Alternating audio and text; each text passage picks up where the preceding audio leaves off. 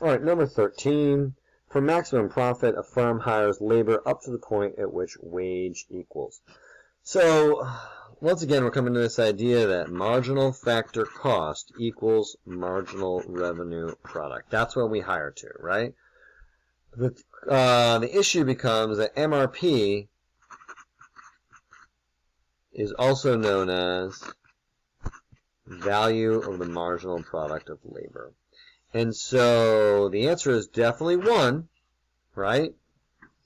And the output price multiplied by the marginal product of labor, that is just code for VMPL. That's just describing it.